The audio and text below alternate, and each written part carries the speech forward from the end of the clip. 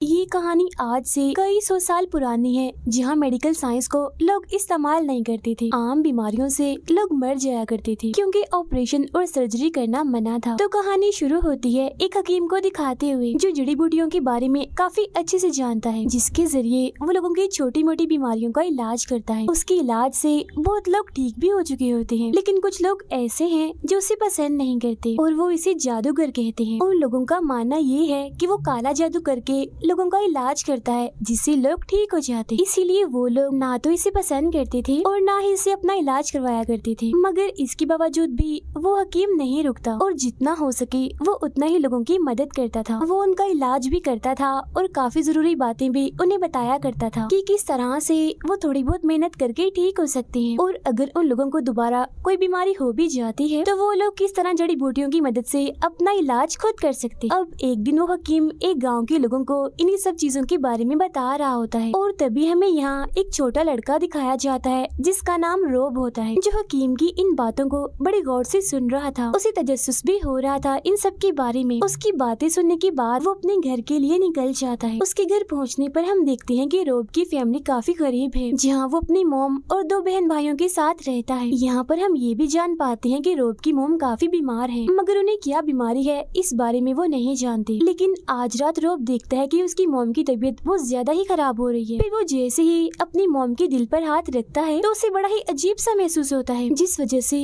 वो परेशान हो गया था और डर भी जाता है। अब इन हालात में उसे कुछ भी समझ नहीं आती कि वो क्या करे। तो तब अचानक से उसे उस हकीम का ख्याल आता है। वो फौरन भागकर उसके पास जाता है। वो उसे अपनी मोम की खराब हालत के बारे में बताता है, जिस वजह से वो हकीम फौरन ही उसके साथ चल पड़ता है। जब वो दोनों घर वापस आते हैं तो गाँव के बहुत सारे लोग पहले से ही उनके घर पर जमा थे, जो उस हकीम को इलाज करने नहीं देते, जिस वजह से रोब की मोम की तकलीफ काफी बढ़ जाती है और मौके पर ही उनकी मौत हो जाती है। अब यहाँ हमें उसकी मोम की बीमारी का पता चलता है। उन्हें अपेंडिक्स हुआ था, जिसके बारे में उस जमाने में लोग नहीं जानते थे। फिर अगले दिन रोब की बहन भाइयों को गांव वाले अपने साथ ले जाते हैं अपनी नौकर बनाकर, जिसे अब यहाँ पर रोब बिल्कुल अकेला रह गया था। उसे अपनी मोम के गुजर जाने का भी काफी दुख था, इसीलिए वो हकीम के साथ जाने का फैसला करता है। तब हकीम भी मान जाता है क्योंकि उसे भी इस चीज से कोई एतराज नहीं था। जिसके बाद वो दोनों अपने सफर पर निकल जाते हैं। यहाँ पर हमें पता चलता है कि हकीम का कोई एक ठिकाना, कोई एक घर नहीं है। वो कभी एक गांव जाता है तो कभी दूसरे गांव। तो अब इस तरह से वो लोग इधर से उधर जाकर लोगों का इलाज करने लगते हैं। अब ऐसे करते करते काफी साल गुजर जाते हैं, जहाँ रोब अब बड़ा हो गया था और वो आज भी अपेंडिक्स का इलाज ही ढूंढ रहा होता है। यानी जिस वजह से उसकी मोम की मौत हुई थी, वो चाहता था कि जो उसकी मोम के साथ हुआ वो किसी और के साथ ना हो, और वो कैसे भी करके इस बीमारी का इलाज ढूंढ ले। लेकिन यहाँ पर वो हकीम भी अभी तक इस बीमारी का इलाज नहीं ढूंढ पाया। वो जड़ी बूटियों से लोगों का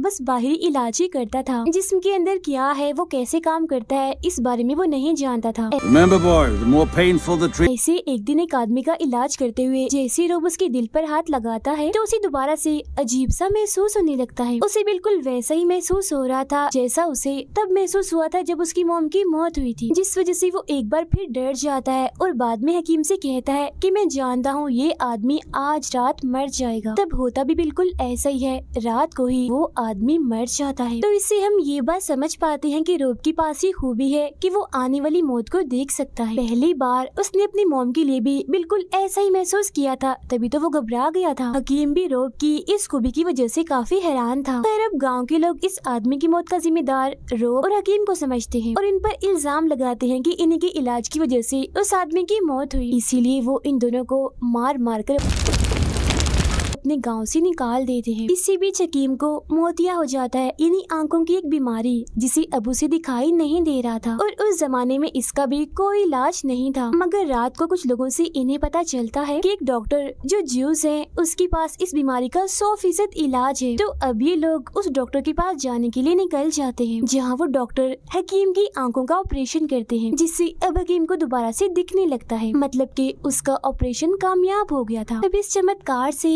रोब भी काफी खुश हो जाता है। वो डॉक्टर से पूछता है कि आपने ये ऑपरेशन कहाँ से सीखा। तो वो डॉक्टर उसे एक सीनियर डॉक्टर इब्ने सीना के बारे में बताता है जो इस वक्त रशिया में है। उनका एक काफी मशहूर हॉस्पिटल है जिसके अलावा वो लोगों को मेडिकल साइंस भी पढ़ाते हैं। कोई भी ऐसी बीमारी नहीं थी जिसका इलाज उनके पास ना हो। और अब ये जानकर रोब काफी खुश हो जाता है क्योंकि वो ये फैसला कर लेता है कि मैं वहाँ जाकर पढ़ूंगा ताकि मैं अपेंडिक्स का इलाज करना सीख लूं। लेकिन वो ज्यूस डॉक्टर उसे साथ साथ वार्न इनिशियो करना भी करते हैं कि तुम्हें वहाँ जाने के लिए मिस्र से होकर गुजरना पड़ेगा, लेकिन वहाँ से किसी और मजहब के लोगों को गुजरने की इजाजत नहीं है। मगर इसके बावजूद भी रोब वहाँ पर जाने का फैसला करता है। जाते जाते वो हकीम का शुक्रिया अदा करता है उस सब के लिए जो उसने हकीम से सीखा था। यहाँ हकीम भी उसे बहुत सारी दुआएं देकर अच्छा अलविदा कहता है, जिसके बाद उन दोनों के रास्ते अलग अलग हो जाते हैं। अब पानी के रास्ते से उसे मिस्र जाने में पूरा 1 साल लगने वाला था। जिस बहरी जहाज से वो जा रहा था उसमें और भी बहुत सारे ज्यूस थे। उनका ही नौकर बनकर वो जाता है। फिर जब ये लोग मिस्र पहुंच जाते हैं तो कुछ ज्यूस रोब को समझाते हैं कि किस तरह से दुआ करनी है, कैसे उठना बैठना है और कैसे अकेले टाइम में रहना है। मतलब अकेले वक्त में उसी वो वाली प्रे करनी है जो ज्यूस करते हैं। अब यहाँ मिस्र से रोब को उस शहर में जाना था जहाँ इब्ने सीना का हॉस्पिटल है। रेगिस्तान से वहाँ पहुँचते पहुँचते इन्हें 2 महीने लग जाते हैं। इनके इसी ग्रुप में एक लड़की भी थी जो बहुत खूबसूरत थी और उसे बेचने के लिए पर्शिया ले जाया जा रहा था। रास्ते में इन्हें एक आर्मी भी दिखाई देती है जो काफी जालिम थी क्योंकि उन्होंने एक गांव के सारे लोगों को मार दिया था। इसी गांव में इन्हें एक छोटी बच्ची भी मिलती है जिसे वो लड़की अपने साथ रख लेती। रास्ते में बच्ची की तबीयत खराब हो जाती है तो रोब उसकी मदद करता है और इस तरह से उस लड़की और रोब की दोस्ती हो जाती है। आहिस्ता आहिस्ता दोनों एक दूसरे को काफी पसंद करने लगी थी। मगर जब वो रेगिस्तान से गुजर रही थी तो तभी अचानक यहाँ रेत का तूफान आ जाता है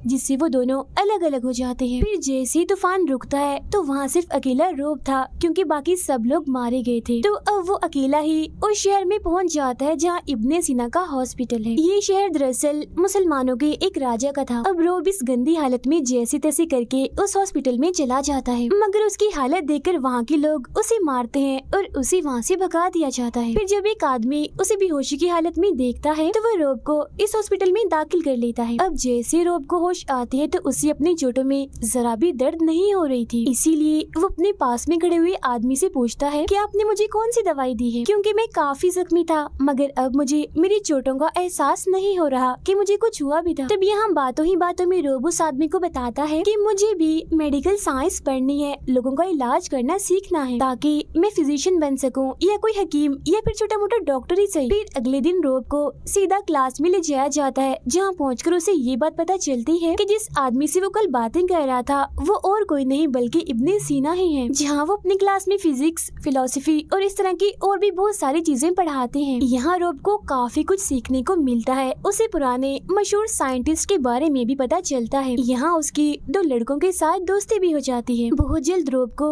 ये बात पता चलती है कि जो लड़की उसकी दोस्त बनी थी वो मरी नहीं है बल्कि अभी जिंदा है, मगर बहुत जल्द उसकी शादी एक काफी बड़े आदमी से होने वाली है और वो आदमी उस लड़के की फैमिली से होता है जो रोब का दोस्त था। तो अब ये जानकर रोब को काफी दुख होता है।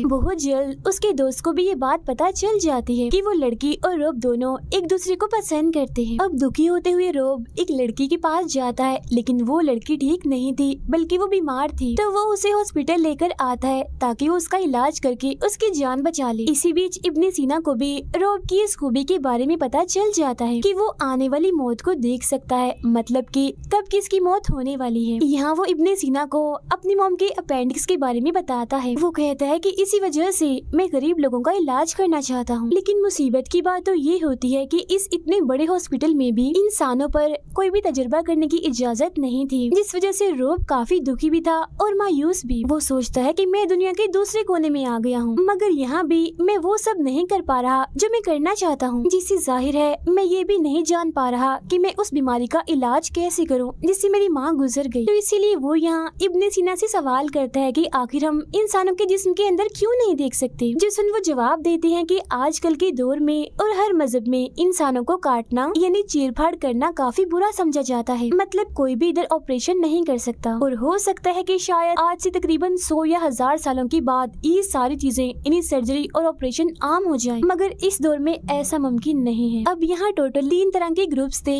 एक तो था मुसलमानों के राजा का ग्रुप जो दूसरे मजहब के लोगों को इत्तेफाक और प्यार से रहने का कहता था। मेडिकल और साइंस को वो काफी बढ़ावा देता था। दूसरा ग्रुप होता है पर्शियन का, जबकि तीसरे ग्रुप के लोग दूसरे शहर से आए थे और ये वही लोग थे जो जालिम थे, इन्हें जिन्होंने उस पूरे गाँव को खत्म कर दिया था। मगर इन दोनों ग्रुप्स को मुसलमानों के राजा का सलूक बिल्कुल भी पसंद नहीं था। उनका मानना था कि वो एक कमजोर राजा है, इसी वजह से वो अक्सर कोई ना कोई उल्टी सीधी हरकत करते रहते थे। फिर एक दिन उन जालिम लोगों की आर्मी एक खतरनाक बीमारी वाले आदमी को इनके शहर में भेज देती है, जिस वजह से काफी तेजी से वो बीमारी पूरे शहर में फैल जाती है।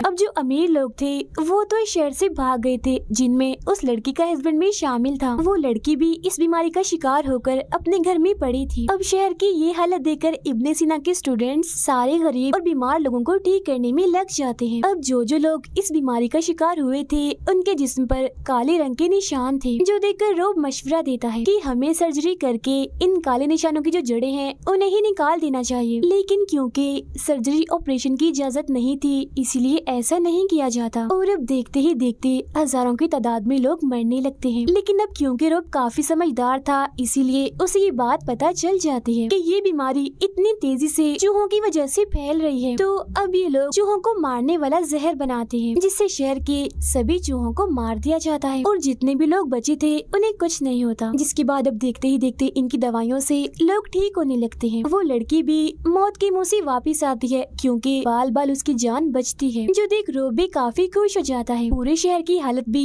पहले की तरह बिल्कुल ठीक हो गई थी और वो सारे अमीर लोग जो यहाँ से भागे थे वो भी वापिस आ जाते हैं,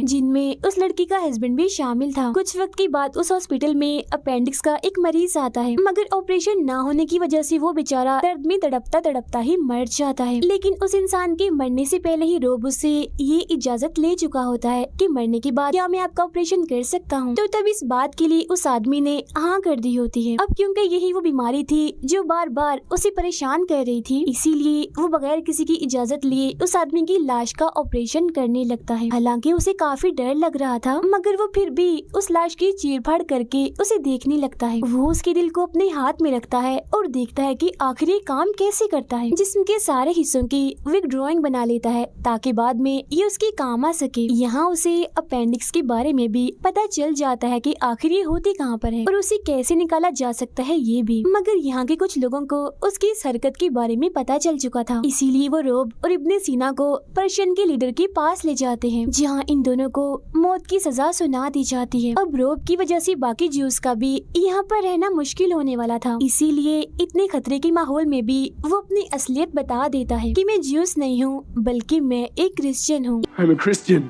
इसीलिए प्लीज मेरी वजह से बाकी ज्यूस को सजा मत दीजिए। लेकिन ये बात कोई भी मानने को तैयार नहीं था कि रोब एक क्रिश्चियन है, क्योंकि उसने खुद को ज्यूस के मजहब के मुताबिक ही ढाल लिया था। उस लड़की के हस्बैंड को भी ये बात पता चल जाती है कि ये और रोब एक दूसरे से प्यार करते हैं, तो सजा देने के लिए वो उस लड़की को जमीन में गाड़ देता है। अब रोब का वो दोस्त जो ज्यूस था वो भी रोब पर काफी गुस्सा करता है कि तुमने हम सबको इतना बड़ा धोखा दिया कि तुम ज्यूस नहीं हो बल्कि क्रिश्चियन हो। इसी दौरान हम देखते हैं कि मुसलमानों के राजा बीमार पड़ने लगते हैं। उन्हें भी असल में कोई और बीमारी नहीं बल्कि अपेंडिक्स ही थी। तो वो रोब और इब्ने सीना को पर्शियन की कैद से आजाद करवाते हैं, जिसके बाद वो उन दोनों से कहते हैं कि ये मेरा हुक्म है, मेरी तरफ से आप दोनों को ये इजाजत है कि आप मेरा ऑपरेशन करें। मगर रोब ये सुनकर काफी डर जाता है, क्योंकि उसने कभी भी किसी जिंदा इंसान पर सर्जरी नहीं की थी। लेकिन यहाँ इनके पास और कोई रास्ता नहीं था, या तो इन्हें उस राजा का ऑपरेशन करना था या फिर फांसी पर चढ़कर मरना था। तो अब यहाँ पर रोब ऑपरेशन करने के लिए मान जाता है, लेकिन ऑपरेशन करने के बदले में वो एक मांग करता है कि उस लड़की को आजाद कर दिया जाए। तब राजा उसकी बात मान जाते हैं और उस लड़की को आजाद कर भी दिया जाता है। इसके बाद इब्ने सीना, रोब और उसका दोस्त डरते हुए पहली बार राजा की सर्जरी करने लगते हैं, जहाँ उन्हें काफी मुश्किलात का सामना करना पड़ता है। जैसे वो काफी घबराए हुए थे कि वो जिंदा इंसान पर सर्जरी कैसे करे, लेकिन फिर आखिरकार वो उसकी अपेंडिक्स निकालने में कामयाब हो जाते हैं। ऑपरेशन करने लेने के बाद रोब काफी मुतमईन सा दिखता है, उसे काफी सुकून मिलता है। अंदर ही अंदर वो खुद को अपनी माँ का ऑपरेशन करता हुआ देखता है। राजा भी यहाँ बिल्कुल ठीक होते हैं, इसीलिए उनकी और रोब की दोस्ती हो जाती है। मगर इस बात से सारे पर्शियन उस राजा पर काफी गुस्सा होते हैं। उन्हें राजा पर इस बात का भी गुस्सा था कि उन्होंने इब्ने सीना और रोब को यहाँ से भगा दिया, उन्हें सजा भी नहीं दी गई। इसीलिए पर्शियन सीधा जाकर उस खतरनाक ग्रुप से मिलते हैं, जिसके बाद दोनों ग्रुप्स एक होकर अपने ही शहर पर हमला कर देते हैं। इसके अलावा तीसरी ग्रुप के बाकी लोग शहर के बाहर भी हमला कर देते हैं, जिससे पूरे शहर में हलचल मच जाती है। और तो उन लोगों ने हर जगह पर आग भी लगा दी थी। मगर यहाँ जितने भी लोग जिंदा बचे थे वो एक रास्ते से निकलकर अपनी जान बचा रहे थे। यहाँ उन ग्रुप्स ने एक लौते हॉस्पिटल और लाइब्रेरी को भी जला दिया था, जहाँ हम बाद में इब्ने सीना को अपनी लाइब्रेरी में देखते हैं। तब रोब आखिरी बार उनसे मिलने के लिए आता है, ये उनकी आखिरी मुलाकात थी। यहाँ इब्ने सीना रोब को अपनी एक काफी जरूरी मेडिकल डायरी देते हैं। साथ ही वो रोब को एक नाम भी दे देते हैं कि तुम एक फिजिशियन हो, यानी हकीम हो, एक डॉक्टर हो। यहाँ इब्ने सीना भी काफी बीमार थे, जिस वजह से रोब को काफी परेशानी होती है। वो अपना दुखी मन लेकर ना चाहते हुए भी उस लड़की के साथ यहाँ से चला जाता है। उसे लेकर वो वापिस अपने शहर आ जाता है। यहाँ वो शादी करके अपना एक हॉस्पिटल भी खोल लेते हैं। रोब अपने बिछड़े हुए बहन भाइयों को भी यहाँ ढूंढने की कोशिश करता है। कुछ सालों के बाद यहाँ वो शुरुआत वाला हकीम वापिस आता है, लेकिन कोई भी मरीज इलाज करवाने के लिए अब उसके पास नहीं जाता। यहाँ एक बच्चा उसे रोब के हॉस्पिटल के बारे में बताता है, तो यहाँ हकीम ये जानकर काफी खुश हो जाता है कि रोब ने अपना एक हॉस्पिटल खोल लिया है। वो भी रोब से मिलने उसके हॉस्पिटल जाता है, जहाँ वो दोनों एक बार फिर से काफी खुशी खुशी मिलते हैं। और इसी के साथ ये फिल्म यहीं पर खत्म हो जाती है।